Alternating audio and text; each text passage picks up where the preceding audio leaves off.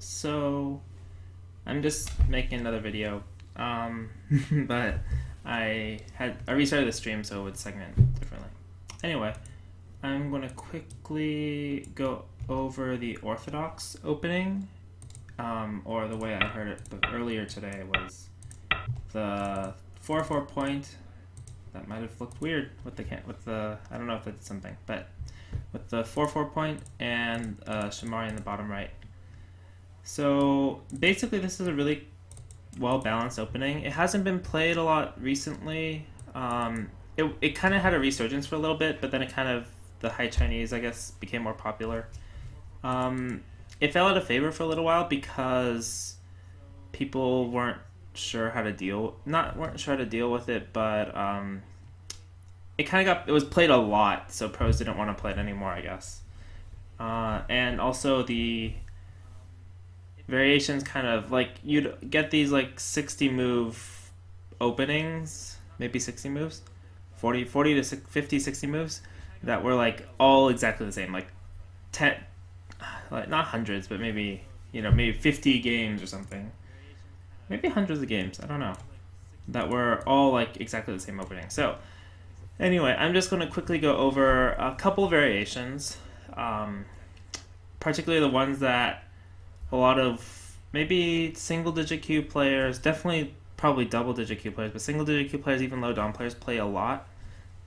So the first thing I'm going to go over is the Wedge, right? This move is not really seen very often anymore, because there's nothing bad about it in terms of strict go theory, but in terms of strategy, it kind of gives your opponent the ability to dictate how the game goes. So it's not that great. So let's kind of look into it. So the first thing you're probably thinking of, oh, my opponent Wedge, I should pick a side to pincer on. Okay, and this was very common for a while, and people were like, well, if I pincer on this side, then white will extend, and I still have to go and fix my shape. And yeah, I don't know. I don't really know if this is that great for black. Okay, so maybe I pincer further. I keep my points, white splits, and this is okay. This becomes a very territorial game. Black gets a nice extension and well-balanced formation on top. White is splitting, black can take his own big points. It's playable. So what about, but it's playable, but maybe it's not the most exciting opening, but it's playable. Okay, how about if black pincers from this side, right? Pushes white. Well, okay, so the older styles, white makes a 2-space extension and black backs off. And then maybe white slides and black takes the top or approaches. Right, this is also okay. But then white started playing, a little more aggressively, right? Because it's a little slow for white to spend so many moves just here.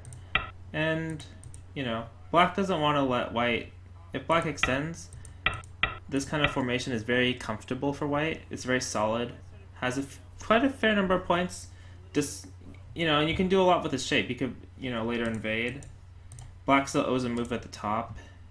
Black can't get a huge moil because you're out in the center. So it's fairly solid. So instead,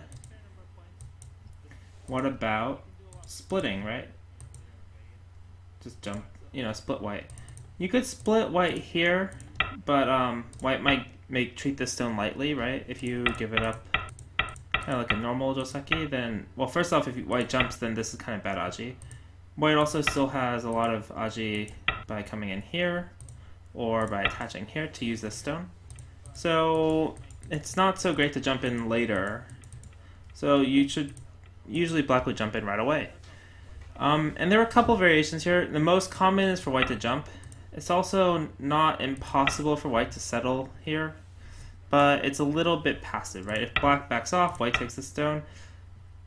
This isn't bad. It's kind of similar to with not having this exchange, right? It's like this. And white didn't slide, right? So if white didn't slide, then, black could make a forcing exchange and tenuki, right? Somewhere else.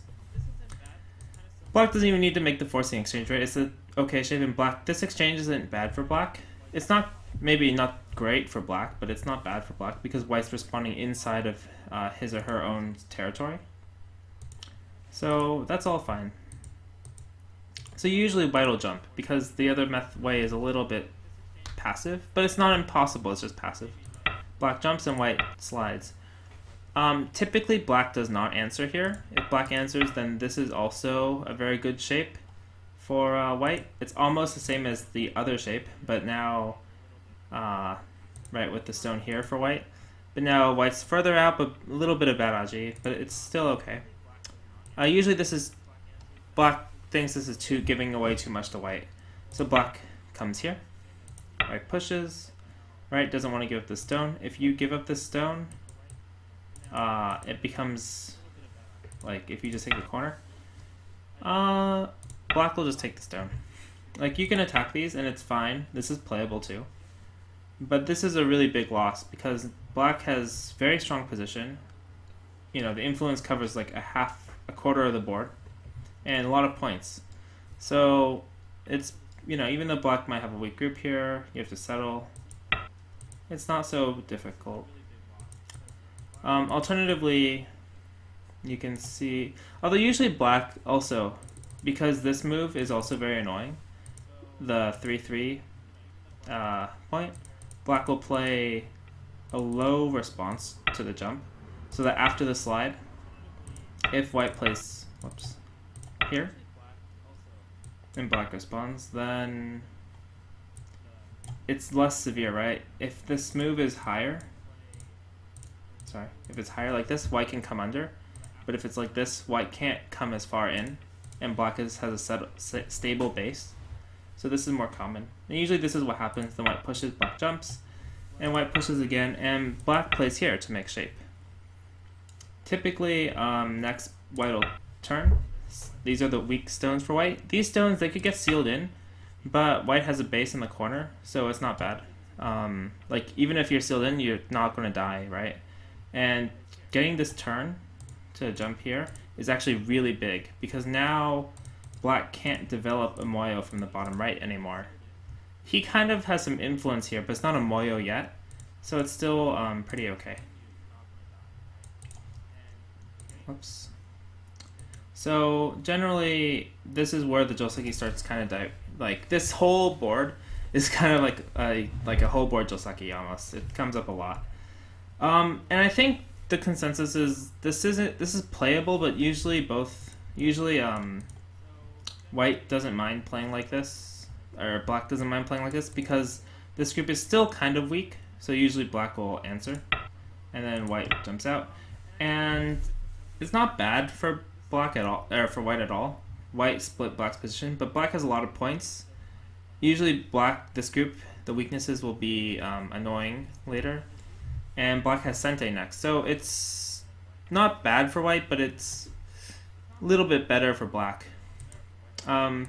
This group isn't so... Some people will say this group's not so weak because later white always has this connection between the two groups. But you never want to have to connect on the second line, just because it's really inefficient. So it's an emergency maneuver. It's there and it's useful, but you never want to have to do it if you have better ways to fix your shape.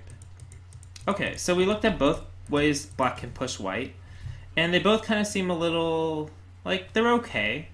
We saw actually from pushing from the top, you know, black gets in like a decent position, but actually, after both these variations have been explored a lot, black has a better move, and that's to approach here, and this probes white's response. Right, so before deciding which way to play on the bottom right, probing here is a really strong tactic. So if white just backs off, then black can push here. And now if white jumps, you have kind of two options. You could play it peacefully and just make a really big moyo, right? All black stones are working well together. Or you can play even more aggressively by leaning on these stones like this. Right, and the normal way this finishes is kind of playing like this. This move is really important. Okay, two things. First off, you don't want to Atari here. You want to extend. If you Atari, you have to come back to connect here anyway. So But if white just took this zone and you extended and then place here, would you turn at 08 next? It's a little slow, right? It's a little odd. You wouldn't want to play there. So instead, you'd rather Tenuki and take the top, right? It's huge. Now the top is really big Moyo. And this is generally better for black because it's just really big. This was seen in a lot of games, though. It's not like an overwhelming advantage, but it's considered a little bit better for black. Also, white might say, okay, I don't want you to get a Moyo taking the top, and this was also played a lot. That split or the pincer, either way. But now this group is a little bit weak. Black has this nice Tesuji, and now this group has to find ways to make life. Maybe it settles. And here now the Moyo is you can start developing the bottom. There's still possibilities at the top later. Black could, I don't know, counter pincer, probably here. White has to deal with this. This still can grow quite a bit. This stone could fall under attack if it's not handled well. So this opens up a lot of possibilities for black. And then, so what if, also, you can note that if you played this kind of leaning attack without probing in the upper left, then at this point when black approaches, since you're already settled in the bottom right, you wouldn't defend here, right? Black is threatening a lot of stuff at the top, so you would definitely want to pincer and to reduce the potential at the top. In a way, you could think that this one stone is negating the power of maybe 4 or 5, maybe not 6 stones, maybe not the corner, but at least these 5 is negating a lot of their, the purpose behind them. So it's a really efficient move. Okay, so what if white just pincers right away, right? Some sort of pincer. Well, let's go with something really basic. You could play this. I haven't seen a lot of games like this, but my general understanding is you can fight immediately, and you can always go back to playing from this side, right? And if the game develops like this, I always jump high. I don't know why. And jumping high is also possible, but it's less common. If the game develops like this, right? Like you just imagine all these moves are on the right from when you push here.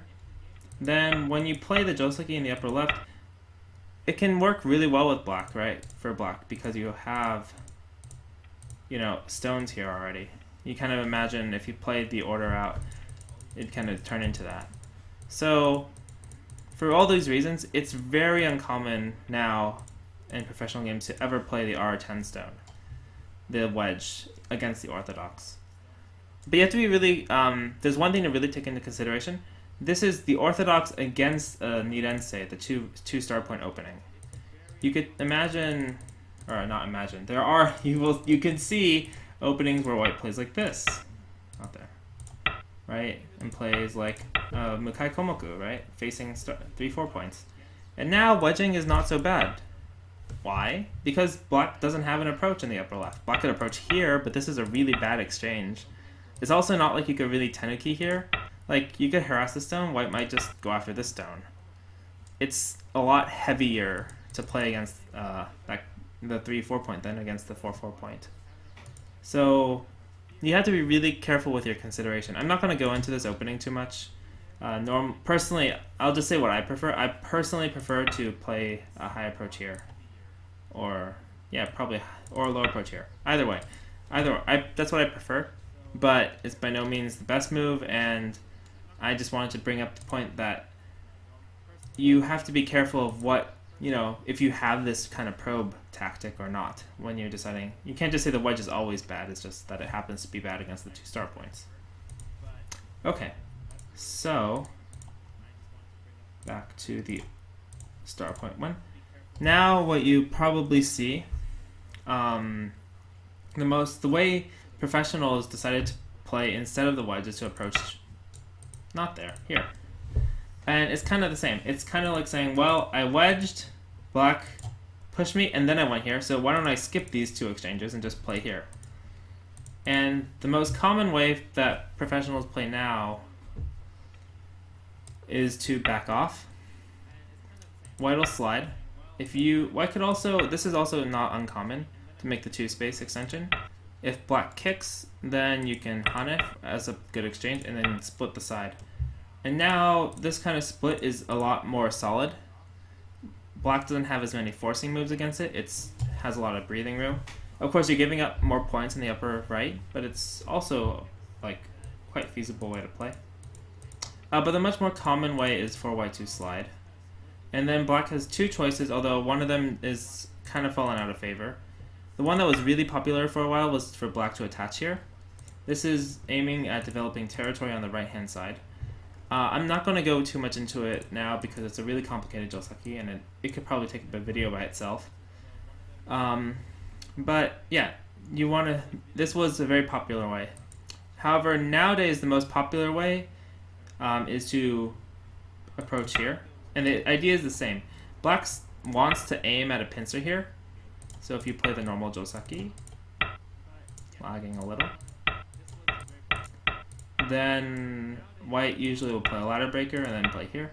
But if you play this way right away, then white's pretty happy. White can get this good point to help negate the influence of black's stones,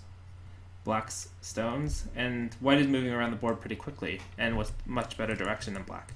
So usually to stop white from playing this kind of influence reducing move, black approaches, make this first, making a good exchange, and then pincers. And this opening is still fairly common, with slight variations, but it's a really popular and pretty good opening. And usually now white will reduce and this top side turns into some sort of fight, or black reapproaches.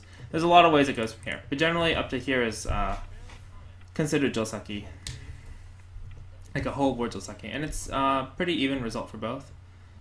I know a lot of players I know some players who really enjoy playing white in this position, and other players who really like playing black, so it's a pretty good good position. And this is probably where the Orthodox opening is most common now. I'm just going to go through one more potential way to play against it, which is my personal favorite. Gosegan, after he retired, he wrote a lot of books and research on how to play different openings. And not just openings, positions, he reviewed game designs, but when he talks about this position, he prefers playing the shoulder hit. And it's kind of similar to the last way we played, even though it looks really different. So if black, plays like this, here or even here and approaches or something, right? Usually you see approaches, or sometimes you see this exchange this way, and then he'll approach here. This is what he recommends. And the idea is, by making these exchanges, you indirectly help build the center and reduce black's potential for building a boyo, which is part of the aim of the Orthodox opening, right? The aim of the Orthodox opening is if black gets another move, he wants to play here and develop the right side. And this is kind of like ideal formation. You could also play here and assume, not in this position because white's getting too many moves on the other side, but this would be like your super ideal right hand side, but it's a little slow. See, it doesn't actually happen often. But that's kind of like what black's aiming for. So by making these exchanges, you help reduce the right hand side, or if black pushes this way, you just extend. Eventually, black has to stop you from coming here. Usually, you should push once more though, because of the cut tessages. And then white can play here. And these stones are kind of forcing moves, is how he puts it. And it's hard to explain in a sense, unless you have a lot of experience or you're already a strong player. It's kind of one of those things that you know it if you already know it, but these are kind of forcing moves. They're not free exchanges per se, because black gets some points, but they're almost free, and they're good exchanges. These stones on the outside have potential to be much more useful than the 8-10 points that you gave black. And generally the way this develops is like this. And it's just, white splits the right, and it becomes kind of a territory game, but white has some influence in the center. And if it's like this, white has way more control over the center, which is another way of playing.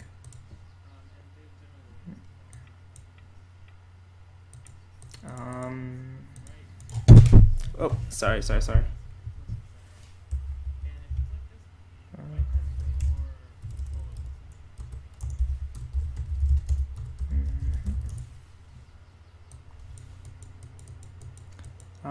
Anyway, also another possibility is, after this, black pincer, and you can go for some center-oriented play, or there's a lot of different possibilities, but this was just to highlight one other possibility.